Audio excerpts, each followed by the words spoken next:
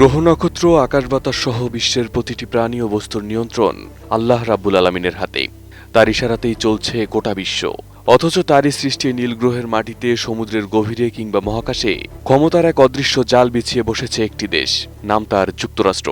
আয়তনে Russia, Canada কিংবা চীনের চেয়ে লক্ষ লক্ষ বর্গ কিলোমিটার ছোট হলেও অর্থনীতি, সামরিক শক্তি, প্রযুক্তি ও কূটনীতির প্রভাব বিস্তার করে দেশটি আজ বিশ্ব ব্যবস্থার অন্যতম নিয়ন্ত্রক শক্তি।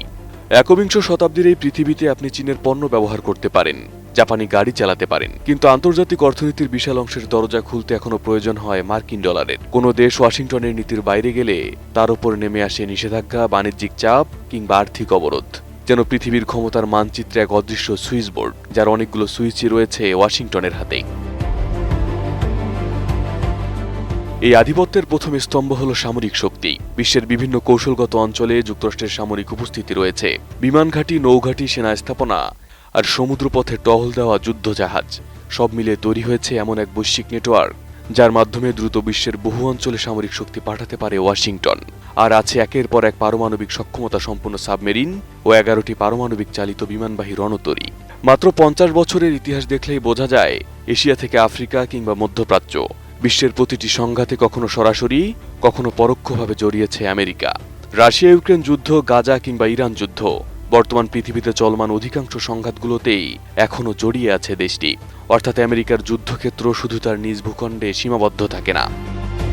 নতুন বাংলাদেশ গড়তে এলো জুলফিকার স্টিল।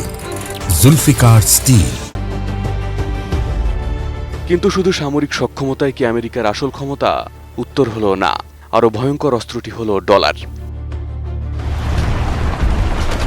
দ্বিতীয় বিশ্বযুদ্ধের পর ব্রেটন উডস ব্যবস্থা এবং পরবর্তীতে সুইফট এবং বৈশ্বিক বাণিজ্যে ডলারের আধিপত্য যুক্তরাষ্ট্রকে এমন এক সুবিধা দিয়েছে যা অন্য কোনো দেশের নেই।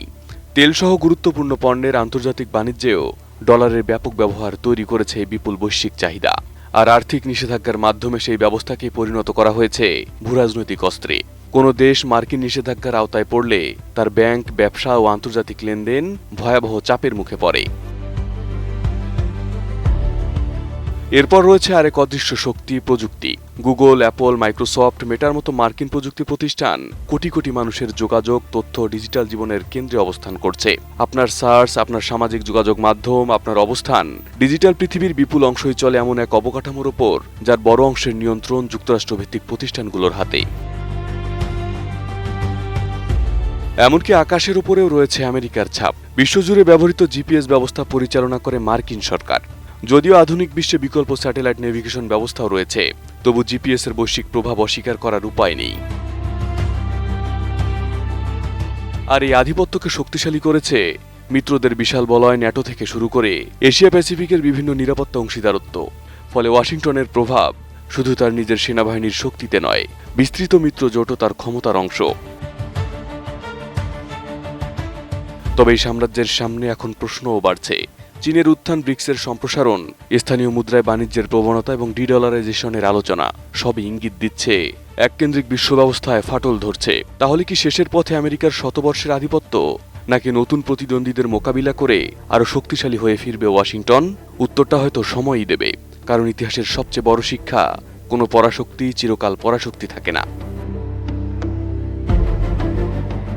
Arif Hasan, ATN news.